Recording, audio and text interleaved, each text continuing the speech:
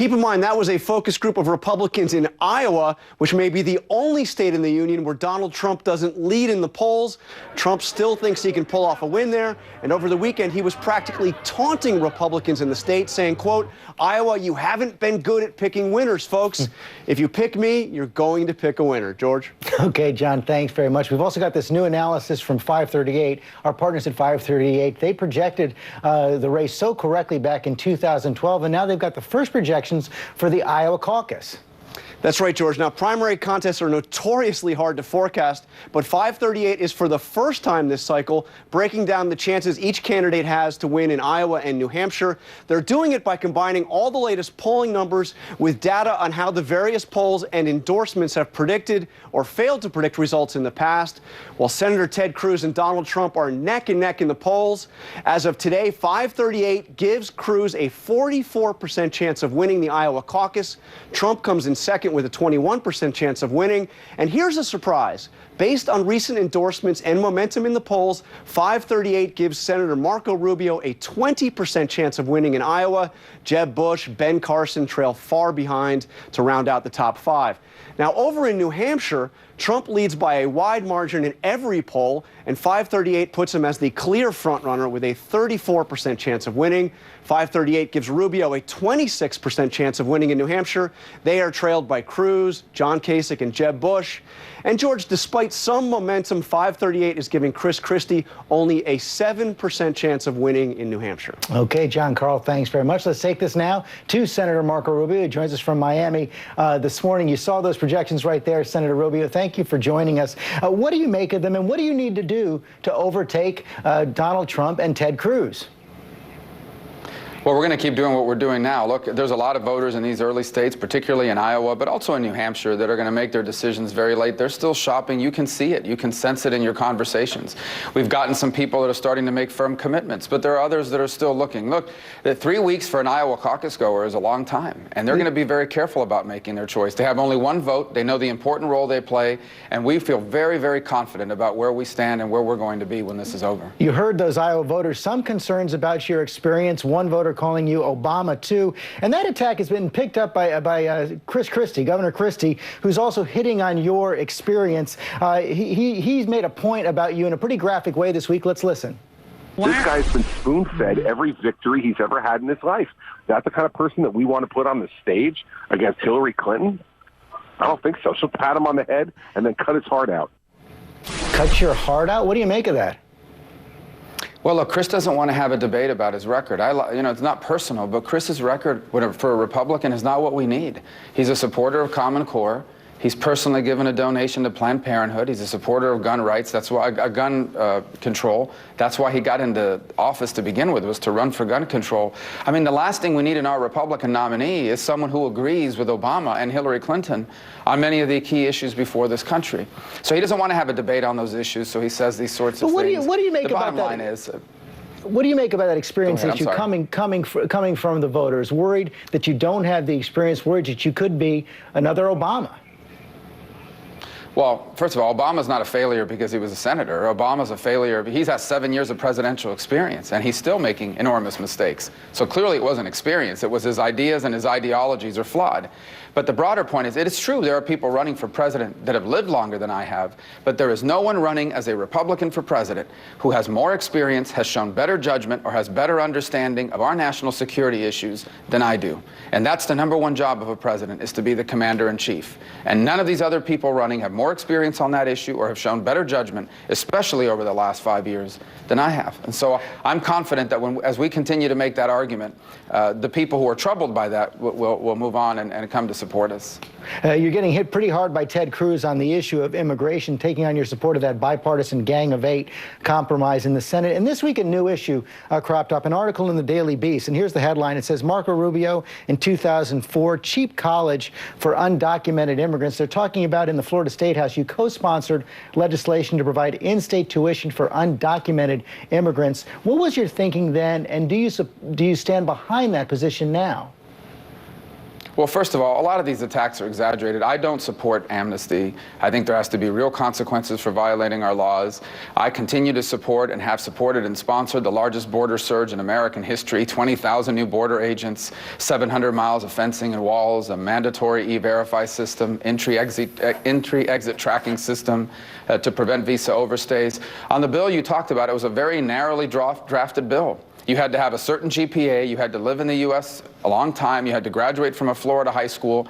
It was very narrowly tailored to high-performing students who found themselves in a situation where they were brought here by their parents when they were 5, didn't even speak another language except English, and therefore couldn't attend college because they were being charged like if they were from out of state. They still had to pay for college, but they paid for what people paid when they lived in Florida. You stand they had to be high behind school that. graduates of Florida. Yeah, of a narrowly tailored bill like that, absolutely. In fact, the Florida legislature came back years later, after I had left the legislature, and passed it with vast majorities of Republicans voting for it, and a Republican governor signed it. That's different, but we didn't legalize anybody. That's the issue here.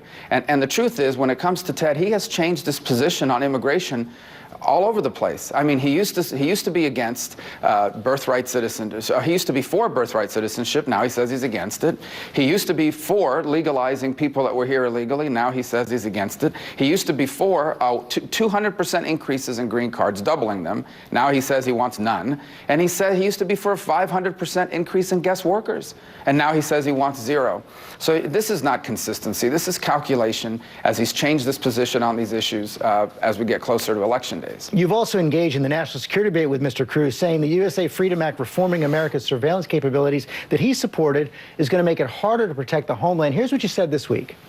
If ISIS had lobbyists in Washington, they would have spent millions to support the anti-intelligence law that was just passed with the help of some Republicans now running for president.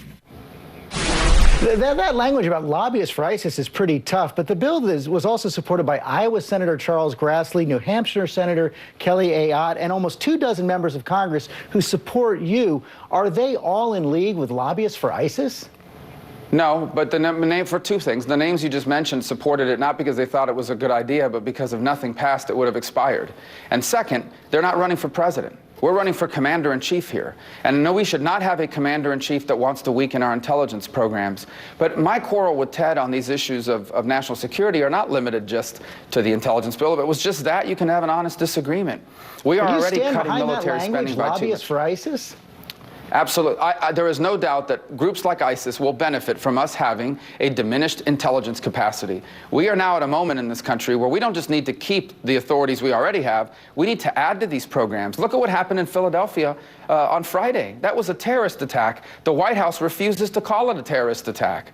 The attacker says, I did this for ISIS. I've been inspired by ISIS. And we have a White House that refuses to acknowledge it as a terror attack. It was a terror attack. And this is the kind of threat we now face in this country.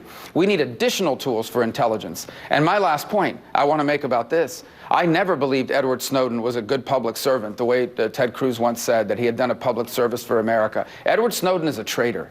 He took our intelligence information and gave it to the Chinese and gave it to the Russians. We cannot afford to have a commander-in-chief who thinks people like Edward Snowden are doing a good public service. President Obama made a brand new bid for background checks on gun sales this week. And one of your recent ads said that President Obama's plan would take away our guns. The president took on that argument this week. Take a look.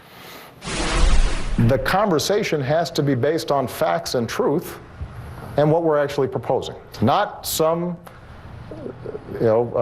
imaginary fiction in which Obama's trying to take away your guns.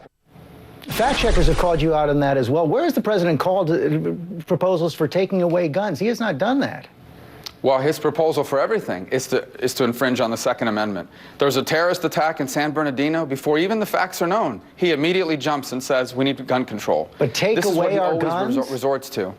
Well, if he could, he would. Obviously, he knows he's constrained by the Second Amendment, so what he tries to do is chip away at it every chance he gets. So you can see and he wants this called debate for to that. be about...